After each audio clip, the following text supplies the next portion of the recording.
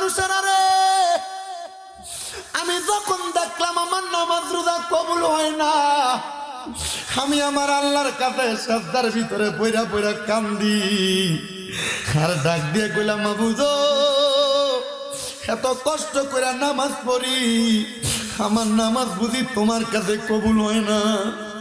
হে পর্দার অন্তরালের মা, তোমরা অনেকের নামাজ কবুল হয় না তোমার স্বামীর মনে কষ্ট দেওয়ার কারণে, তোমরা অনেকের নামাজ রোজা কবুল হয় না বেপর্দা চলার কারণে, তোমরা অনেকের নামাজ রোজা কবুল হয় না জবানের ব্যবহার খারাপ করার কারণে। হে আমার যুবক ভাইরা, মুরব্বী বাবাজিরারে শুইনালো, তোমরা অনেকের নামাজ রোজা কবুল হয় না মা বাবার কলিজা আঘাত দেওয়ার কারণে, তোমরা অনেকের নামাজ রোজা কবুল হয় না মিছা কথা বলার কারণে, তোমরা অনেকের নামাজ রোজা কবুল হয় না হারাম খাওয়ার কারণে। আল্লাহর ওলি ডাক দিয়ে কই, আল্লাহ আমি তো হারামও খাই না, আমি তো মিথ্যাও বলি না, ও আল্লাহ এত কষ্ট করে নামাজ পড়ি, আমার নামাজ কেন কবুল হয় না? আমার আল্লাহ পক্ষ থেকে একটা গায়েবী আওয়াজ আসছে, রে আবুল খায়ের, হে আল্লাহর বান্দা, তুমি বলতেছো তুমি নামাজ পড়ো কিন্তু হালাল খাবার খাও।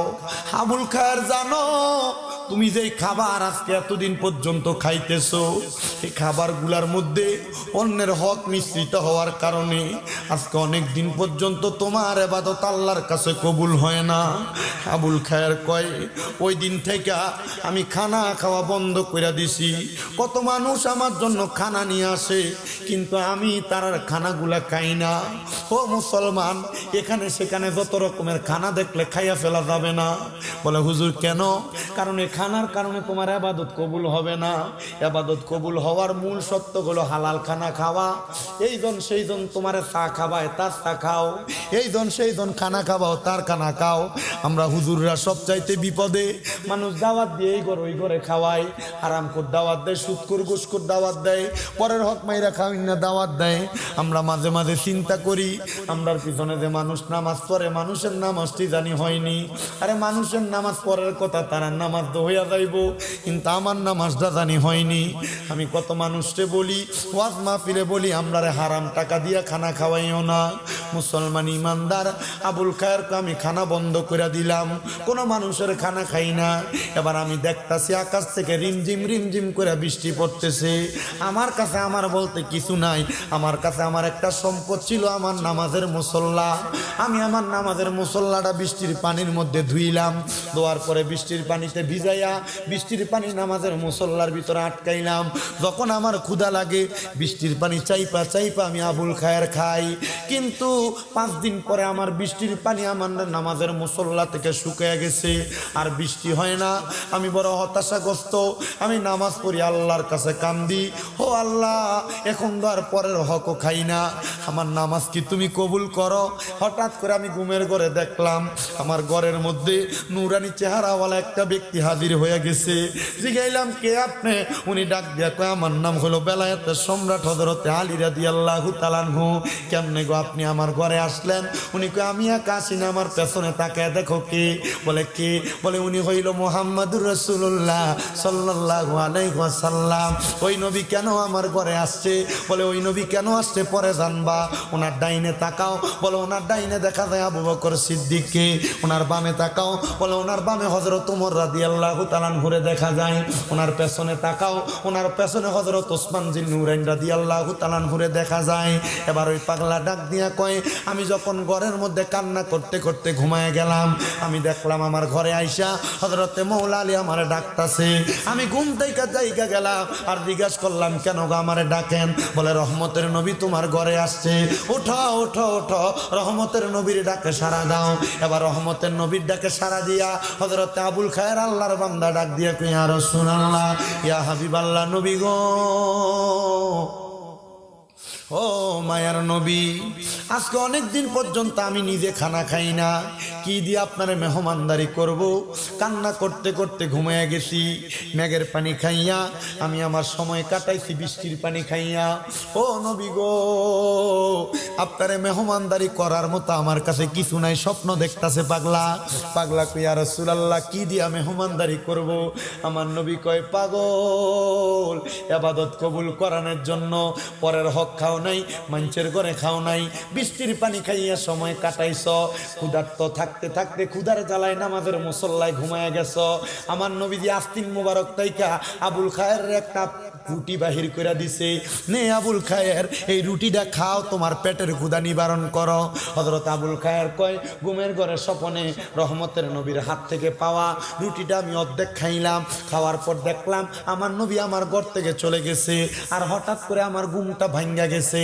ঘুমটা ভাঙ্গার পরে আমি হঠাৎ করে জাগ্রত হইয়া বুঝতে পারলাম এটা আমার স্বপ্নে ছিল, কিন্তু আমি আমার ডান হাতে তাকিয়ে দেখি অর্ধেক রুটি আমার হাতে রইয়া গেছে। তার মানে নূরের নবীর স্বপ্ন দেইকা নবী যেই রুটিটা তার হাতের ভিতরে দিছে, এটা স্বপ্নে যদিও দেখা থাকে, রহমতের নবী নিজে তার হাতে রুটি দিছে। আপনি যদি হালাল ভাবে চলার জন্য নবীর মুহাব্বত নিয়ে অন্তরে দুনিয়াতে চলতে পারেন, আল্লাহর কসম ও দুনিয়ার মানুষ, আপনি টাকা পয়সার আশা করা লাগবে না, রহমতের নবীর দরবার থেকে আপনারা সহযোগিতা করা লাগবে। জবান খুলে জোরে জোরে বলেন সুবহানাল্লাহ। একজন প্রেমিক আসিল গো সোনার মদিনায়, একজন প্রেমিক আসিল ওরে যার প্রেমেতে স্বয়ং আল্লাহ দুনিয়া বানায়, হায়রে যার প্রেমেতে স্বয়ং আল্লাহ দুনিয়া বানায়, একজন প্রেমিক আসিল গো না, একজন প্রেমিক আসিল আর ছিলেন আল্লাহ গোপনের গোপন, আরশ কুরসি করিলেন সৃজন। ওরে আল্লাহর নূর হইতে বানায় হাবিবের নূর খানা, হায়রে আল্লাহর নূর হইতে বানায় হাবিবের নূর খানা, একজন প্রেমিক হাসি সোনার মদিনায়, একজন প্রেমিক আসিল গো। হযরত আবুল খায়ের কয়, ও জগতের মানুষ শোনো রে, জগতের মানুষ, আমি বুঝতে পারলাম আল্লাহ তাআলার ইবাদতে আমি এত মনোযোগী হইছি, আমার আল্লাহ তাআলা আমার ইবাদত কবুল করছে, নবী হইল তার প্রমাণ। আমি আবার দুনিয়াতে মানুষের কাছে কত রকমের দাওয়াত দেই, মানুষ যেন দুনিয়াতে হালাল ভাবে চলে। আমি উদাহরণ দিতে লাগলাম। কি উদাহরণ দিলেন? উনি কয়, আমার আল্লাহ যখন আদম নবীরে বানাই নাই, আদম নবী এখনো মাটির সাথে মিশ্রিত। কিসের সাথে? আমার আল্লাহ যখন আদম নবীরে বানায় নাই, আদম নবী যখন মাটির সাথে মিশ্রিত। আমি এবার লক্ষ্য করে দেখলাম, এবার উনি বর্ণনা দিতেছে ওনার ভক্তদের কাছে, হক ব্যক্তি বালা এবং খারাপ চিনার জন্য।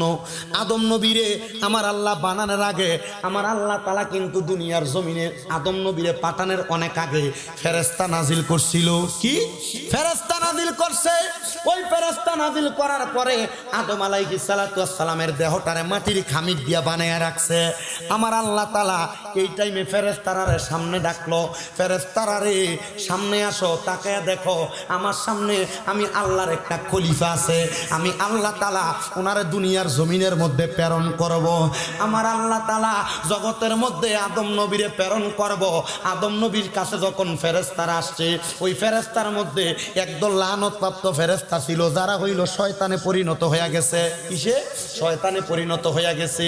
ওই শয়তান আদম নবীরে দেইখা শয়তান মনে মনে চিন্তা করে, কিরে আমার আল্লাহ তাআলা, আমি শয়তান আদমরে সেজদা না করার কারণে আমার শয়তান বানায় দিছে, এই আদমরে আমার আল্লাহ আল্লাহর বন্ধু বানায়া ফাটাইব। শয়তান রাগান্বিত হইয়া আদম নবীর গায়ের উপরে একটু থুতু নিক্ষেপ করছে। নাউজুবিল্লাহ কোন। শয়তান কি করছে? আদম নবীর মাটিওয়ালা যে দেহটা বানায়া রাখছে, দেহের উপরে থুতু নিক্ষেপ করছে। ওই থুতুটা বাতাসের সাথে লইরা আদম নবীর নাভি মুবারকের মধ্যে যায় পড়ছে। আমার আল্লাহ ডাক দিয়া কয় জিব্রাইল এই শয়তান এমনি তো অভিশপ্ত, শয়তান তো দুনিয়ার জমিনে অভিশপ্ত। শয়তান দেখছো কি কাম করছে, হিংসা কইরা আমার বন্ধুর গায়ের উপরে শয়তান থুতু নিক্ষেপ করছে। আমার আল্লাহ তাআলা হযরতে জিব্রাইল রে বলে, রে জিব্রাইল, আদম নবীর নাভি মুবারক তাইকা তুমি একটু মাটি নাও, মাটিটা নিয়া এই মাটিটা দিয়া তুমি কুকুর বানাও। কি বানাও? কুকুর কোন মাটি দিয়া বানাইছে? আদম আলাইহিস সালাতু ওয়াস সালামের নাভি মুবারক তাইকা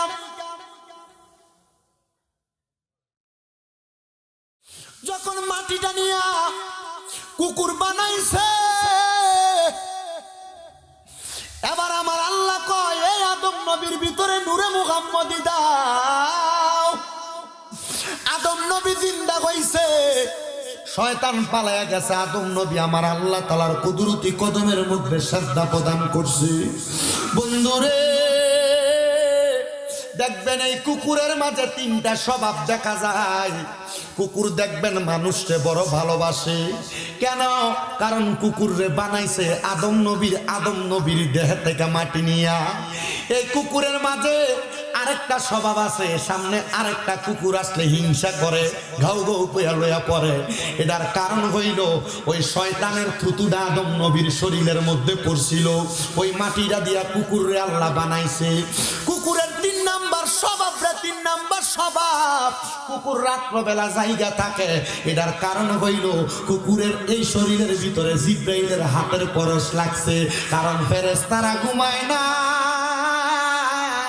কুকুর ঘুমায় না।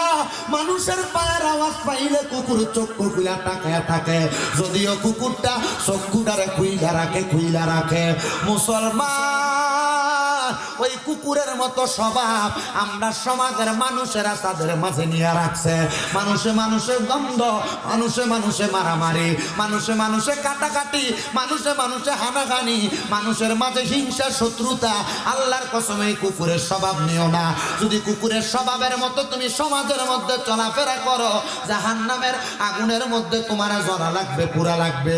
তাফসীরে রুহুল বয়ানের 600 নম্বর পৃষ্ঠার 2 নম্বর জিলের মধ্যে সুন্দর করে বর্ণনাটা দেওয়া।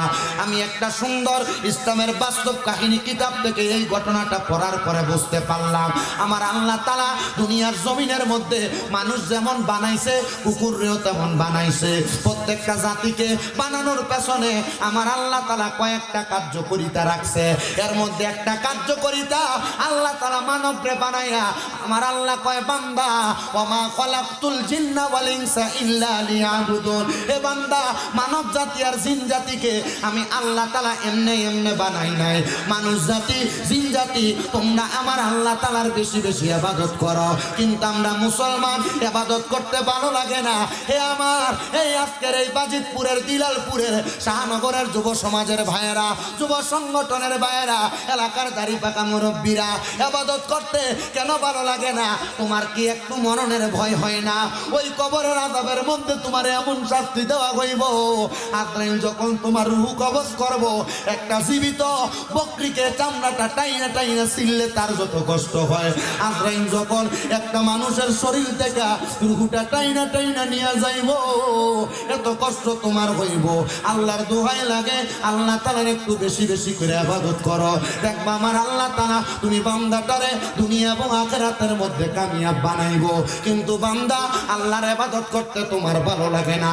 নামাজের মধ্যে দাঁড়াইলে তোমার নামাজের মধ্যে অস্বস্তি লাগে, নামাজের মধ্যে দাঁড়াইলে নামাজের মধ্যে তোমার মনোযোগ আসে না। পর্দার অন্তরালের অনেক মা বোনেরা, অনেক যুবকেরা মাঝে মাঝে ফোন করে, হুজুর গো, নামাজের মধ্যে যখন দাঁড়াই, আমি নামাজের মধ্যে দাঁড়াইলে আমার হঠাৎ করে দুনিয়ার কর্মকাণ্ডের কথা আমার মাথায় চলে আসে। এ যুবক, মরার কথা কি তোমার স্মরণ হয় না? একটা কথা মনে রাখো, রোম দেশের একজন যুবক দুনিয়ার জমিনে চলাফেরা করা অবস্থায় সে ব্যক্তির একটা কাজ ছিল, রোম এলাকার মধ্যে গুইরা নেশা করতো। নেশা করতে ওই যুবকটা একদিন মাতাল অবস্থায় রোমের একটা মসজিদের দরজার মধ্যে লম্বা হইয়া শুয়ে রইছে। যুবকের কাম কি ছিল? কথা কন না, নেশা খাওয়া। আমরা এলাকাত নাই বাবা, ইয়াবা, ফেন্সিডেল, গাঞ্জা খা। আমার কাছে মাঝে মাঝে বিচার দেয়, বাবা খা বেশি, বাবা খো। আমার কাছে একদিন মাঝে মাঝে মানুষ বিচার দেয়, হুজুর ফুটে বলে বাবা খা। আমার যদি কোনোদিন খাইলো না, আমি কে চাচা এই বাবা হে বাবা না, এই কথা কয় না। মুসলমান ইমানদার, নেশা যারা করো শুই না লো, আল্লাহর নবী কয় নেশা করার সময় তার ঈমান থাকে না, তার ঈমান তার কাছ থেকে চইলা যায়। হে আমার এই বাজিতপুরের যুবক, হে আমার বাজিতপুরের মুরব্বী বাবারা, যারা নেশা করো পারলে দাও, তোমার হাত আমার সামনে দাও, পাও আমার সামনে দাও, আমি তোমার পায়ে দইরা বলি নেশার দিকে তুমি তোমার কদম বাড়াইও না। এই নেশাখোরদের জন্য শাস্তি হইল আমার আল্লাহ তাআলা তাদেরকে লাঞ্ছনাদায়ক আযাবুন শাদীদ যন্ত্রণাদায়ক শাস্তি দিবে। ওই যুবকটা রোমের বড় মসজিদের সামনে দাঁড়াইয়া যখন সেই ব্যক্তি নেশা কইরা মসজিদের সামনে লম্বা লম্বি হইয়া দাঁড়ায় আছে, রোমের বড় মসজিদের ইমাম কই ফজরের নামাজ আমি পড়তে আসলাম, আসার পর দেখলাম এই ছেলেটা নেশা কইরা মসজিদের দরজার মধ্যে শুইয়া রইল। তারা জিগাইলাম, এর যুবক নেশা কেন করলা? তুমি কি জানো না আল্লাহর কোরআন রাসূলের হাদিস নেশা করাকে হারাম বলছে? এই আমার শাহনগরের যুবকেরা যারা ইয়াবা সেবন করে, যারা মদ সেবন করে, যারা গাঁজা সেবন করে, এই তাদেরকে আমি বলে দিয়ে যাই, এই নেশার কারণে আল্লাহ তাআলার কঠিন শাস্তি তুমি সহ্য করতে পারবা না। ওই রোম দেশের মসজিদের ইমাম ডাক দিয়া কয়, আমিও যুবকটারে উঠাইলাম, উঠে তারা আমার ঘরের মধ্যে নিয়ে শোয়াইলাম। এলাকার সব মানুষ আমার বিরোধিতা করে, কিরে তাকে দেখো একজন নেশাখোর রামদার মসজিদের ইমাম তার ঘরের মধ্যে নিয়ে রাখতেছে। কারণ কি? ইমাম সাহেব আপনার কাছে আমরা জানতে চাই আপনি কেন একটা নেশাখোররে জায়গা দিলেন? উনি বলে, আমি চেষ্টা করব তাদেরকে হিদিনাস সিরাতাল মুস্তাকিম হেদায়েতের পথে আনার জন্য। এবার উনি ডাক দিয়ে কয়, এ যুবক ভাই তুমি কেন নেশা করো? নেশা করার কারণ বলো। যখন তার হুঁশ ফিরল সে ডাক দিয়ে কয়, হুজুর আমার জন্মের আগে আমার আব্বাজান মারা গেছে, জন্মের পরে আমার আম্মাজান মারা গেছে, আমার চাচা এবং আমার জ্যাঠা, আমার ফুফু, আমার আত্মীয় স্বজন অনেকে আছে, কিন্তু তারা আমারে ঠিক তেমন ভাবে মানুষ করে নাই যেমন ভাবে মানুষ হইলে আমি নেশা করব না। তারা আমার দায়িত্ব ছেড়ে দিয়েছে হুজুর, তারা আমাকে অবহেলা করতে লাগলো। আমি অবহেলা পাইতে পাইতে আমার ঘর ত্যাগ করলাম, আমার বাড়ি ত্যাগ করলাম। এবার রাস্তা নিয়ে যখন হাঁটি, আমার বন্ধু বান্ধবের সঙ্গে চলাফেরা করি, তারা আমারে মদের বাটিখানায় নিয়ে আমারে মদ পান করায়। দেখবেন এই এলাকার মধ্যে যারা যারা সিগারেট খায়, তারা একবার জিগাইলাম তুমি কেন সিগারেট খাও? দেখবেন আপনার উত্তর একদিন আমার এক বন্ধু কইছিল, একটা টান দেশ না কি হইব, এই একটা টান দেশ না কি হইব কইয়া যে ধরাইছে, আবার প্রত্যেক দিন ওই খায়। আমরা মনে ওয়াজ বুঝতেছেন না, এলাকায় যারা যারা সিগারেট খায়, জিজ্ঞেন তুই সিগারেট খানা কার কাছে জিজ্ঞস? আমার এক বন্ধু একবার কইছিল, একটা টান দে কি হইব, এই একটা টান কি হইব থেকে প্রত্যেক দিন। কথা কয় না কা? হ্যাঁ ঠিক মিলছে কথাটা না? আরে মন বাঙ্গায় আর মসজিদ বাঙ্গা, বাঙ্গায় আল্লাহর কাবা ঘর, বাঙ্গায় আল্লাহর কাবা ঘর, মন মন্দিরে খোদার বাড়ি, করে মন মন্দিরে খোদার বাড়ি, কষ্ট দিস না তার ভিতর। মন বাঙ্গায় আর মসজিদ বাঙ্গা, বাঙ্গায় আল্লাহর কাবা ঘর, বাঙ্গায় আল্লাহর কাবা ঘর, মন মন্দিরে খোদাই আছে, কষ্ট দিস না তার ভিতর। ওরে আসল কাবা না চিনিয়া মারহাবা কইতেন, এটা কি মুহাব্বতের সামনে না? আমি অনকারা কইতাম পারি না, ওই আমি কইলে আমার বাউল শিল্পী না, আমি পড়ে গেছি বিপদ কি করতে। হ্যাঁ ওরে আসলে কাবা না চিনিলে সাজদা দিবা কাহার মাঝে, আসলে কাবা না চিনিলে সাজদা দিবা কাহার মাঝে। মারহাবা কন্যা বল, এটা তো ভালো জিনিস, কিন্তু এটার ভিতরে তো মুহাব্বত আছে। মানুষ এটা মুহাব্বত না বুঝলে তো কিছু করেন না।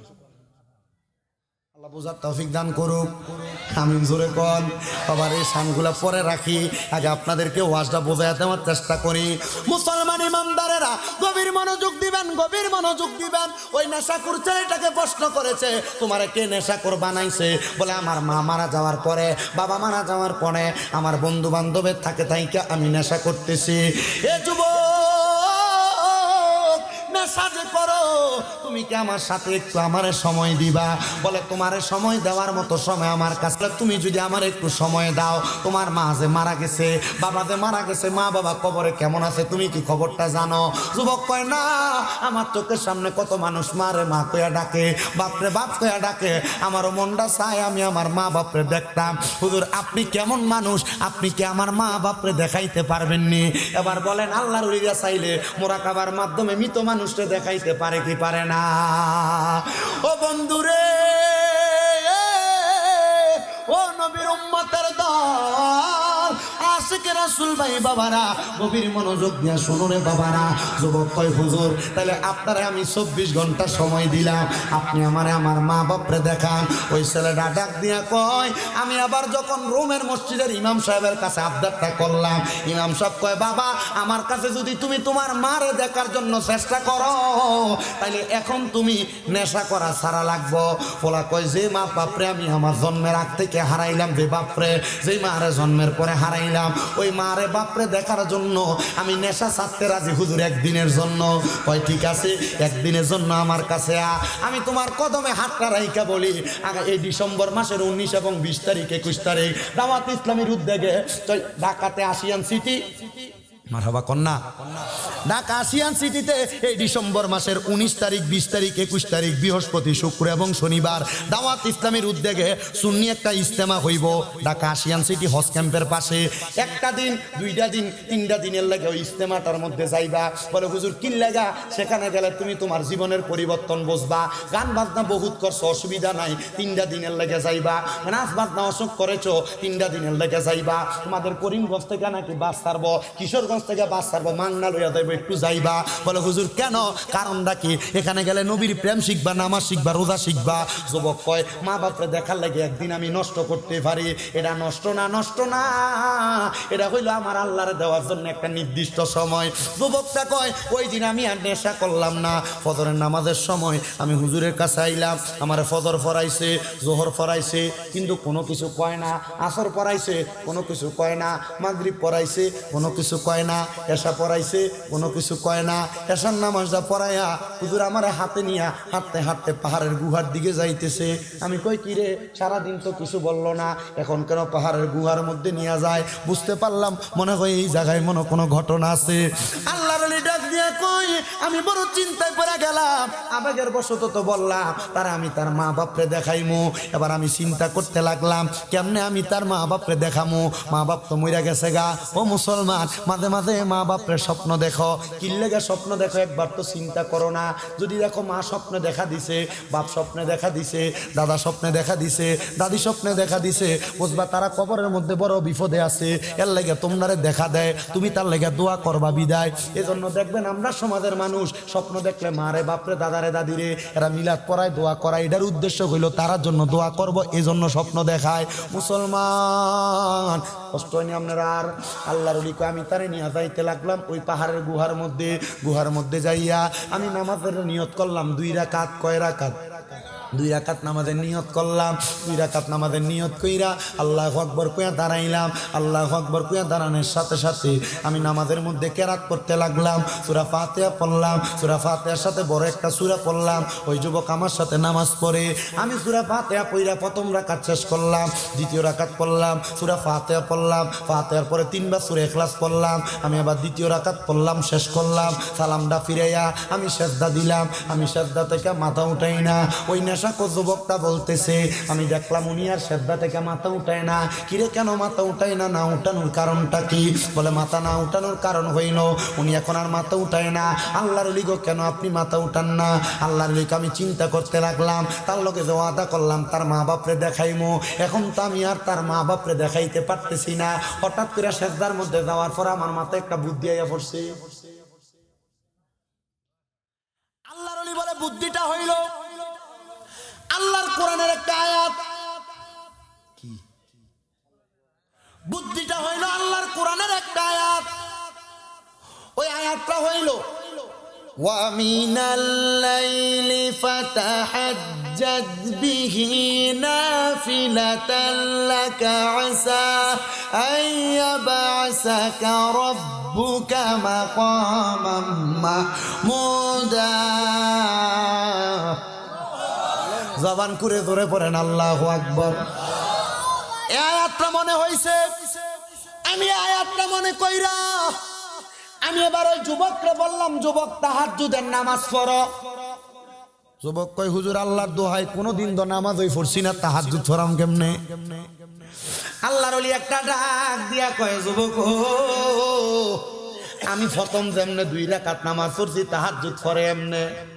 উনি কই আমি তাহাজ্জুদ নামাজটা তারে পড়াইছি, মা বোনেরা মনে যুদ্ধ যারার পেটে সন্তান আসে না, সংসারে বরকত হয় না, কামাই রুজির মধ্যে বরকত হয় না, তাহাজ্জুদের নামাজ পড়বা দেখবা পেটে সন্তান আইব, তোমার স্বামীর কামাই রুজির বরকত হইব, রোগ বালা মুসিবত দূর হইব। মা গো মা, ওই তাহাজ্জুদ নামাজটা এমনে পড়ে, সূরা ফাতিহা প্রথম রাকাতে লগে একটা সূরা মিলাইবা, দ্বিতীয় রাকাতে সূরা ফাতিহা, দ্বিতীয় রাকাতে সূরা ফাতিহার লগে 3 বার সূরা ইখলাস, সূরা 2 রাকাত, এমন ভাবে 4 রাকাত, এমন ভাবে 8 রাকাত, এমন ভাবে 12 রাকাত, যত বেশি পড়তে পারো দেখবা তাহাজ্জুদের বরকতে আল্লাহ সব দিব। বলে হুজুর কেমনে? মা আয়েশা সিদ্দিকা হাদিস বর্ণনা করে, যখন এই আয়াত নাযিল হইছে, আয়াতের মানে হইল নবী আপনি রাতের কিছু অংশে তাহাজ্জুদের নামাজ পড়েন, অতি সত্বর আপনারে মাকামে মাহমুদ প্রশংসার দরজা দেওয়া হবে। আম্মা জান আয়েশা ডাক দিয়া কয়, জগতের মানুষ, আমি তাহাজ্জুদের নামাজটা যখন পড়তে দেখলাম আমার নবীরে, আমি দেখছি আমার নবী লম্বা লম্বা সেজদা দিতেছে। নবীজি কোনোদিন এত লম্বা লম্বা সেজদা দিছে না। আমার নবী যখন নামাজ শেষ করছে, আমি আমার দয়াল নবী রহমাতুল লিল আলামিন নবীরে জিগাইলাম, ইয়া রাসূলুল্লাহ, ইয়া হাবিবাল্লাহ নবী গো, এত লম্বা সেজদা তো কোনোদিন আপনারে আমি দিতে দেখলাম না, আজকে লম্বা সেজদা দিছেন। আমার নবী মা আয়েশার দিকে যখন তাকাইছে, মা আয়েশা একটা ডাক দিয়া কয়, জগতের মানুষ, আমি তাকায়া দেখলাম আমার নবীজির চোখ মুবারক গুলা ফুইলা গেছে। কারণটা হইল আমার নবীজি কান্না করতে সেজদার ভিতরে যাইয়া। মা আয়েশা ডাক দিয়া কয়, নবী গো, ও দয়াল নবী গো, আমার আল্লাহ না আপনারা জান্নাতের মালিক বানাইছে নবী গো, আপনি কেন নামাজের সেজদার ভিতরে যাইয়া কান্দেন? আমার নবী কয়, আয়েশা, ও আয়েশা, আমার আল্লাহ কইছে আমি নবী যদি তাহাজ্জুদের নামাজ পড়ি আমারে মাকামে মাহমুদ দিব। আমি আল্লাহর কাছে কাঁদতাছি, আল্লাহ আমার উম্মত তো আমি নবীরে ভালোবাসে, আমার উম্মত যদি তাহাজ্জুদের নামাজ পড়ি আপনি আমার উম্মতরে কি দিবেন? আম্মা জান আয়েশা কয়, নবী গো, আমার আল্লাহ আপনারে কি বলছে? নবী কয়, আয়েশা, আমার আল্লাহ খবর দিছে আমার উম্মত যদি তাহাজ্জুদের নামাজ পড়ে আমার আল্লাহর কাছে যা চাইব আমার আল্লাহ তা দিব। আমার দাড়ি পাকা মুরব্বী বাবা, জীবনে গুনাহ তো অনেক করছো, তোমার রাত্র 2টা-3টার দিকে ঘুমটা ভাঙ্গা যায় আর তোমার চোখ লাগে না, সময়টা ব্যয় কইরো না, ওযুটা কইরা ঘরের ভিতরে তাহাজ্জুদ নামাজ পড়ো। হে মা বোনেরা, তোমার ঘরের ভিতরে বরকত নাই, আল্লাহর দোহাই লাগে তাহাজ্জুদ নামাজ পড়ো। তোমার গর্ভে সন্তান হয় না, কত ডাক্তার কবিরাজ দেখাইছে, আল্লাহর দোহাই তাহাজ্জুদ নামাজ পড়ো। হে যুবক ভাইয়েরা, বিদেশ যাওয়ার কত চেষ্টা করো, যাইতে পারো না, মেডিকেলে আসে না, তাহাজ্জুদ নামাজ পড়ো। হে ব্যবসায়ীরা, ব্যবসার মধ্যে লস খাইতাছো, তাহাজ্জুদের নামাজ পড়ো। এ চাকরিওয়ালারা, চাকরি করে টাকাতে বরকত পায় না, তাহাজ্জুদের নামাজ পড়ো। দেখবারে আমার আল্লাহর গোপন ভান্ডারের কত ধন সম্পদ আমার আল্লাহ তাআলা অবাক ভাবে তোমার দিয়া দিছে, কিন্তু এখানে তো অনেক মানুষ আছে 5 ওয়াক্ত নামাজ হই পড়ে না, তাহাজ্জুদের নামাজ কেমনে পড়বো? দেরে আব্বা তোর পাও আমার সামনে দে, আমি আমার দিব্যা লাগে তোর পাও আমি পরিষ্কার করে দিমু। দেরে মা তোর পাও আমার সামনে দে, আমি আমার দিব্যা লাগে তোর পাও পরিষ্কার করে দিমু। তবুও 5 ওয়াক্ত নামাজ ছাড়িস না। আল্লাহর কাছ থেকে যদি অসংখ্য বরকত কামনা করো, তাহাজ্জুদের নামাজ পড়ো, দেখবা আমার আল্লাহ তাআলা অসংখ্য রহমত আর অসংখ্য বরকত দিব। ওই ছেলে ডাক দিয়া কয়, আমি তাহাজ্জুদের নামাজ পড়া সেজদার ভিতরে যায়া যায়া কান্তাছি। আমি সেজদার ভিতরে যায়া দেখি, আমি সেজদা অবস্থায় আমার ঘরটার ভিতরে কোন জায়গা থেকে জানি একটা নূরের আলো ঝলঝলাইতাছে। আমি মাথাটা উঠাইয়া দেখি, আমার সামনে একটা পুরুষ আর একটা মহিলা দাঁড়াইয়া রইছে। আমি জিজ্ঞাসা করলাম, কেডা গো আপনারা? আমার ডাক দিয়া কই, পুত্রে আমি বাপরে চিনোস না? আমার মারে জিগাইলাম, কেডা গো আপনি? আমার মা কই, পুত্রে আমারে বুঝি তুই চিনোস না? আমি তোর মা, জন্ম দেওয়ার 4-5 মাস পরে আমি ইন্তেকাল করছি, মইরা গেছি। আমি মারে দেখবার লাগে তুই এত পাগল যেই নেশা না করলে তোর ঘুম আসতো না। আজকে আমি মারে দেখবার লাগে তুই নেশা ছাইরা দিয়া পাহাড়ের গুহার ভিতরে আইয়া তাহাজ্জুদ নামাজ পড়া পড়া কান্দস। বাপ ডাক দিয়া কই, পুত্রে আমি আব্বারে চিনো না? আমি আব্বারে দেখবার লাগে তাহাজ্জুদের মুসল্লার ভিতরে কান্দস। এ ফুত, আমি হইলাম তোর মা বাবা। কি গো মা, কি গো আব্বা, আপনারা কি কবরে ভালো আছেননি? আমি জানি দুনিয়াতে সন্তান অন্যায় করলে আল্লাহ তাআলা মা বাপের কবরের ভিতরে আযাব দেয়। মা আমি তো নেশা করছি, আমি তো মদ খাইছি, আমার কবরের ভিতরে, আপনার কবরের ভিতরে আল্লাহ আযাব দিছিনি। মা বাপ ডাক দিয়ে কই, পুত্রে আমার আল্লাহ তাআলা আজকে ফজর পর্যন্ত আমরার কবরের ভিতরে আযাব দিছিল। তুই ফুট যখন আমরা মা বাপরে দেখবার লাগা নিয়ত করছো, আমার আল্লাহ তাআলা আমরার কবরের আযাবটা মাফ করে দিছে। আমার আল্লাহ শুধু কবরের আযাব মাফ করছে না, আমরা মা বাপরে জান্নাতের ভিতরে ঢুকিয়ে দিছে। পুত্রে স্বপ্নের ভিতরে বইলা দিয়া যায়, আর কোনোদিন নেশা তোর মুখে নিস না। তুই যখন নেশা করস রে, আমরা মা বাপরে আল্লাহ তাআলা জাহান্নামের আগুনে জ্বালায়। এ সন্তানের দল, তোমার মা বাবা তোমার লাখ লাখ টাকার বাড়ি গাড়ি দিয়া গেছে, এই বাড়িতে তুমি যে গান বাজনা করো, দুনিয়ার মাটি কাঁপাও, আল্লাহ তাআলা ওই কবরে তোমার মা বাবার কবরে আযাব দেয়। ওই ছেলেকে আমার মা, আমার আব্বা কবরে, আমি পুতের জন্য জ্বলে, আমি সন্তান সহ্য করতে পারি নাই। হে সন্তানের দল, হে কিশোরগঞ্জের, বাজিতপুরের, দিলালপুরের, শাহনগরের বাবারা, আজকের মাহফিলে বুঝি তোমরা আমারে মাটি দিয়াইছো, তোমরার বাপরে কবরে শোয়া দিয়া আইছো। মা বাপ কবরে কেমন আছে জানো না?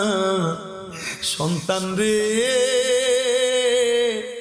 তাহাজ্জুদ নামাজ পইরা পইরা আল্লাহর কাছে কান্দা দেখো, মা বাপরে কবরে কেমন আছে দেখবা।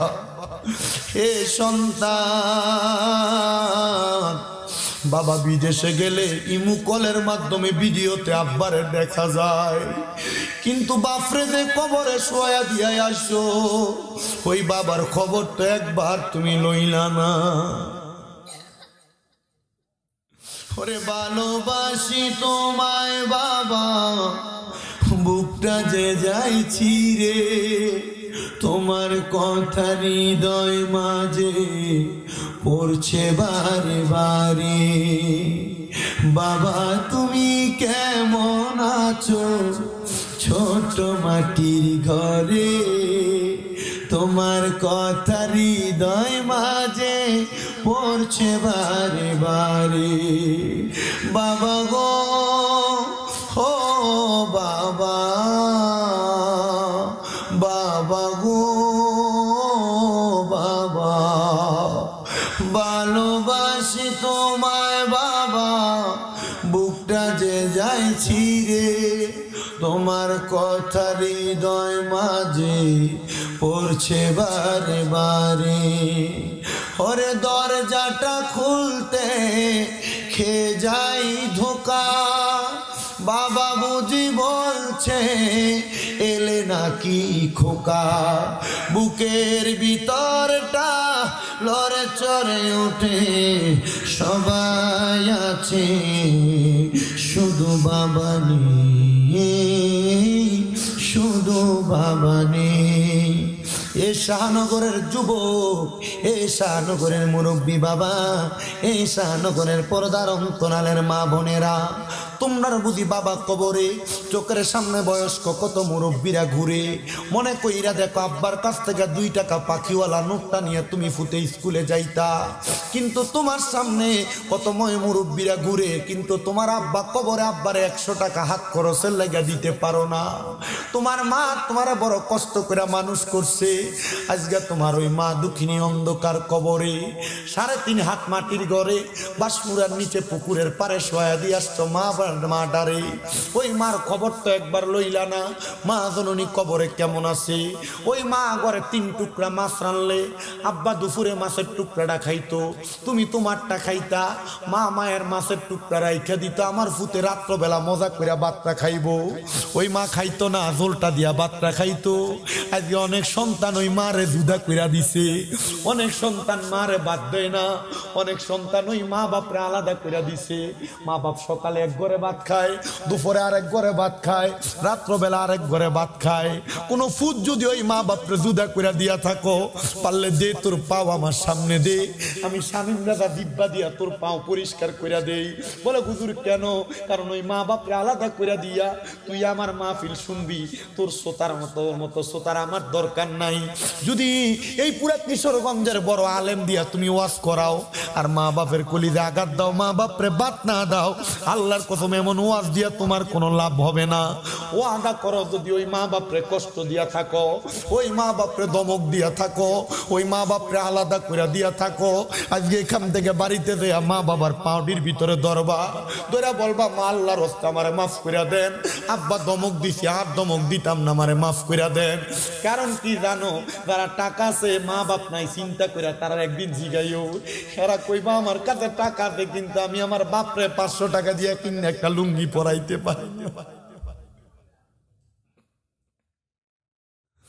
মাসিরা লুঙ্গিটা পরছে রে, মাসিরা কাপড়টা পরছে, ওই মা কাপড় রাস্তা থেকে 5 টাকা কইলা তুমি পুতেরে দিছে, আজকে তোমার কাছে লাখ লাখ টাকা।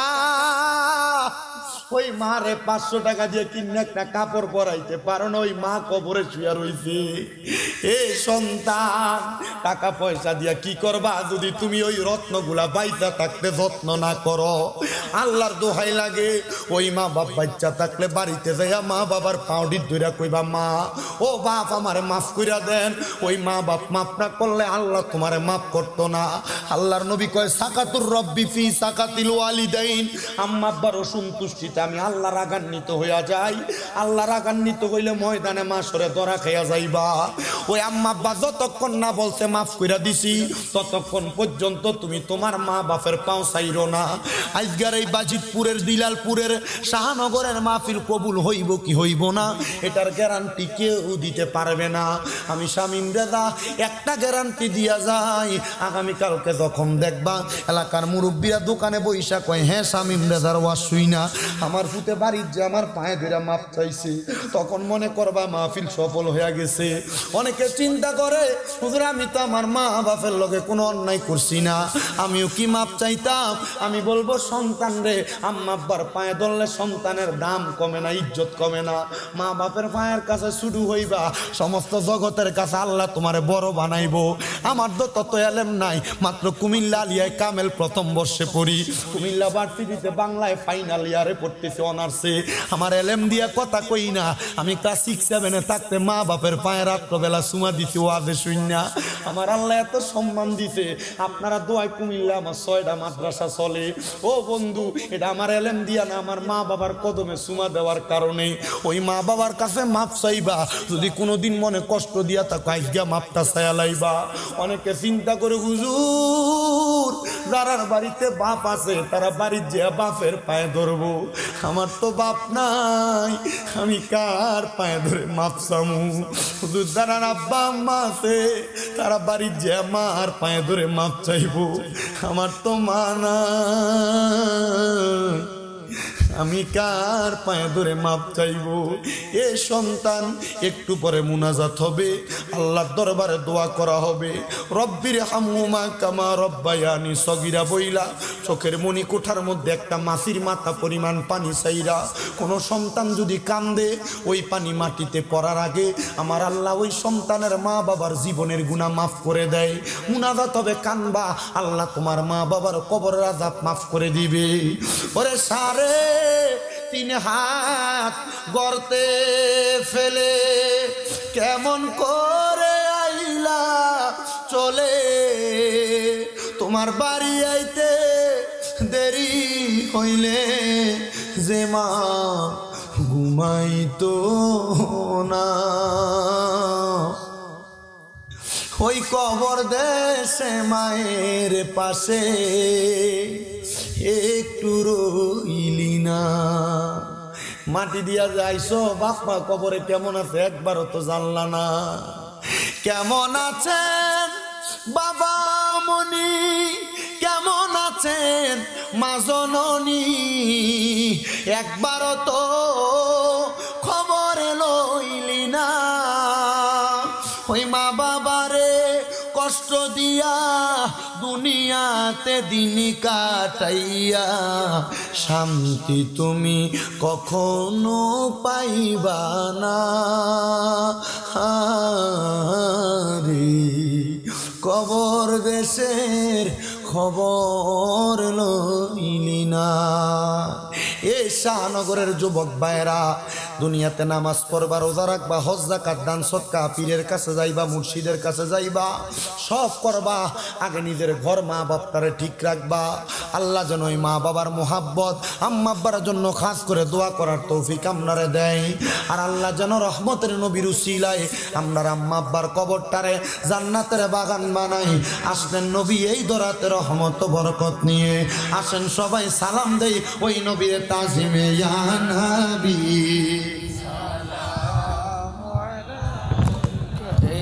ইয়া রাসূল আর ধরে কোন মারহাবা। আল্লাহ বোঝার তৌফিক দান করুক। দোয়া করেন রমজান মাসে ওই দুবাইয়ে যাওয়ার একটা কথা চলতেছে, যদি আল্লাহ কবুল করে ইনশাল্লাহ ওয়াজ মাহফিলের ময়দানে এই সুন্নিয়তের কথা বলার জন্য দুবাইও ইনশাল্লাহ সফর করব। আল্লাহ যেন আমাদেরকে সহিভাবে এই সফর কবুল করে, আমিন কোন। তাহলে মোহাব্বত একটু আল্লাহ তাআলার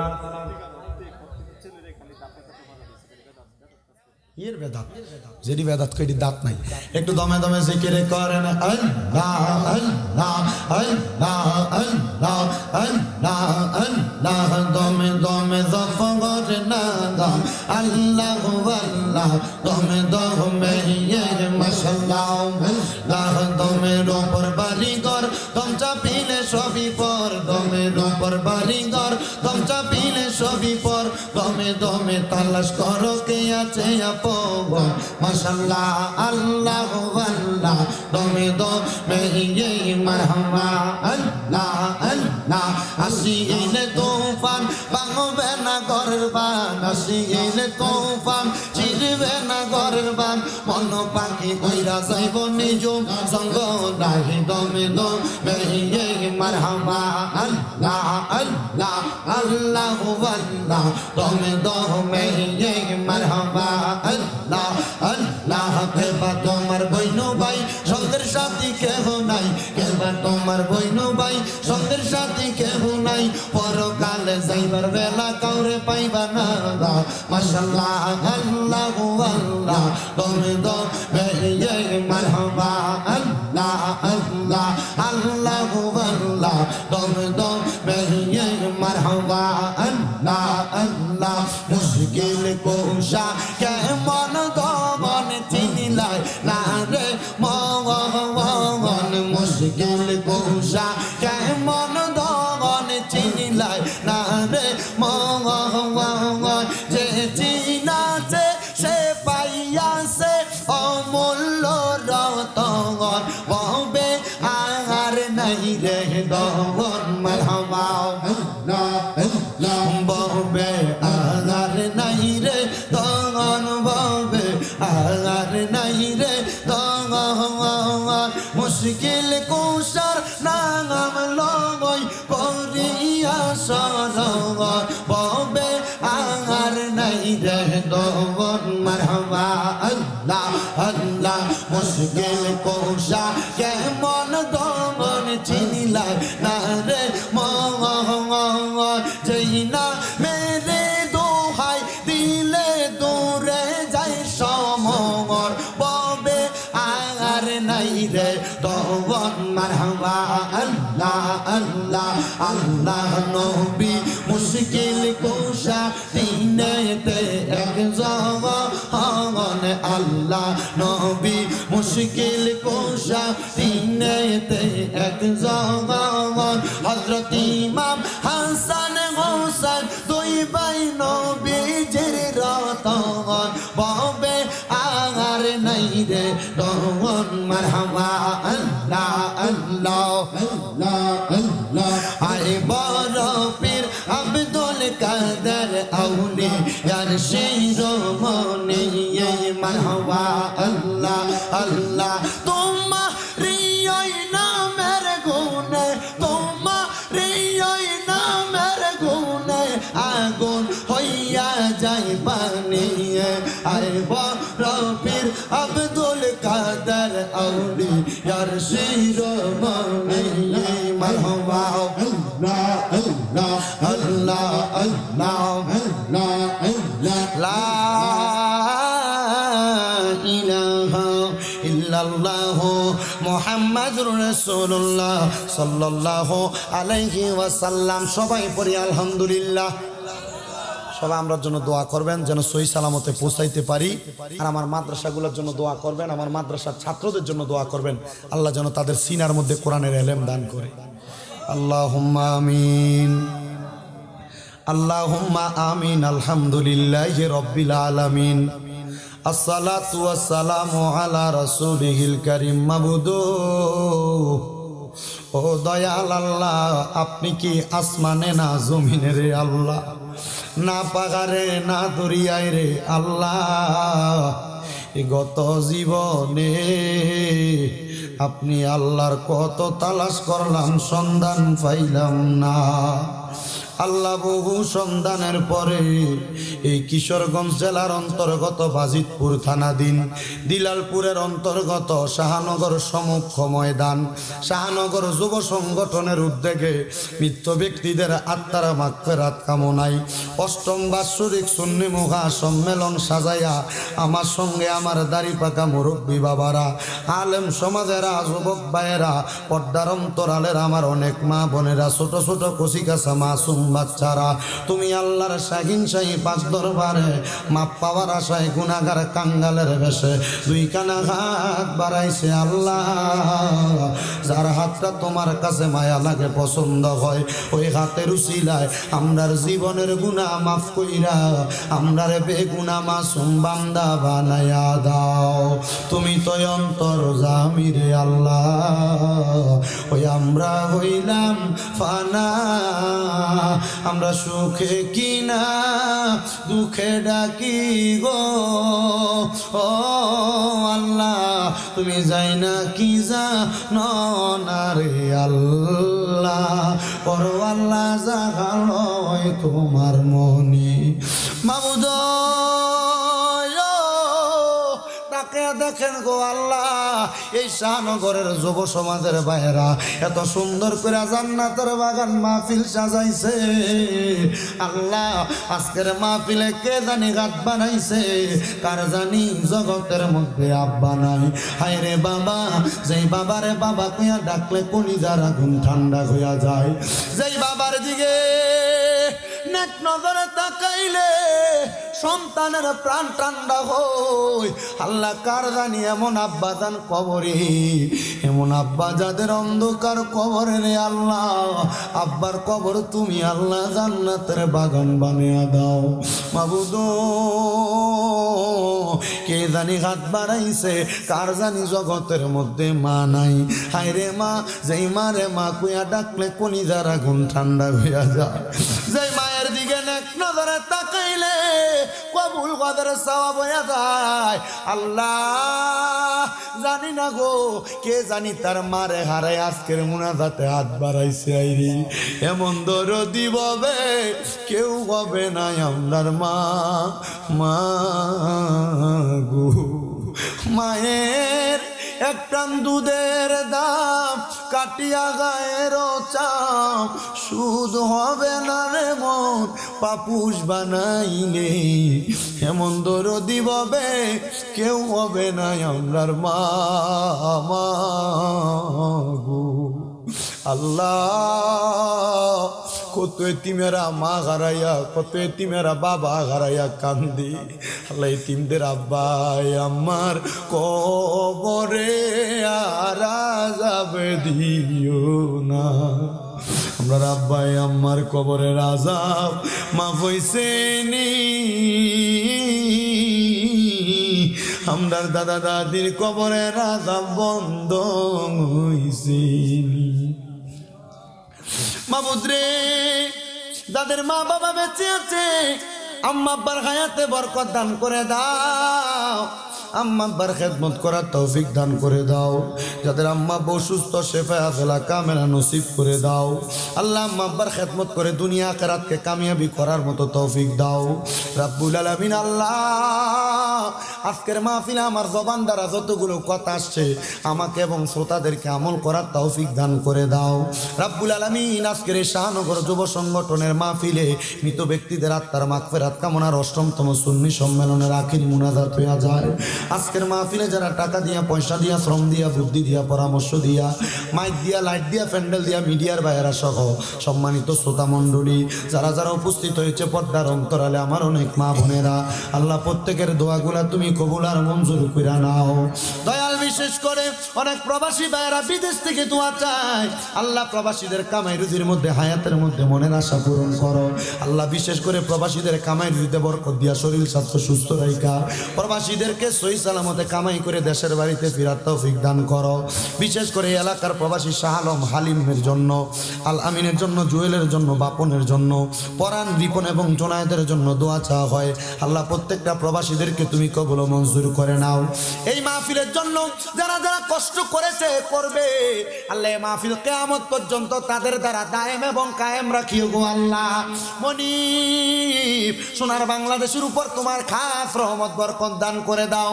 গাজওয়াতুল হিন্দের গ্রান পাইতেছি আল্লাহ। বাংলাদেশের জমিনের মধ্যে হয়তো বা মুসলমানদের সাথে গাজওয়াতুল হিন্দ ভারতের সাথে যুদ্ধ হয়ে যাবে এমন অবস্থা তারা তৈরি করতেছে। আল্লাহ আমাদের কেমন যুদ্ধ নামক জিনকারি থেকে, আমাদেরকে দাঙ্গা হাঙ্গামা থেকে হেফাজত দান করো রাব্বুল আলামিন। ইসলাম ধর্মের উপর আপনার খাস রহমত বরকত আগেও ছিল, এখনো আছে, ভবিষ্যতেও থাকবে। আল্লাহ আমাদেরকে দ্বন্দ্বে না রাইখা আমাদেরকে হামাউজাতিন হাসানা হিকমতের মাধ্যমে দুনিয়ার জমিনে চলাফেরা করার তৌফিক দান করেন। বিশেষ করে আল্লাহ ফিলিস্তিনের মুসলমানরা ইসরাইল জালেমের জুলুমের শিকার আমার ফিলিস্তিনের মুসলমান ভাইদেরকে হেফাজত দান করেন। সোনার বাংলাদেশ সহ প্রবাসের জমিন থেকে যারা যারা দোয়া চায় প্রত্যেকের খাস দোয়া কবুল ও মঞ্জুর করে। যারা বিপদে আছে উদ্ধার করে, যারা টেনশনে আছে টেনশন থেকে মুক্ত করে।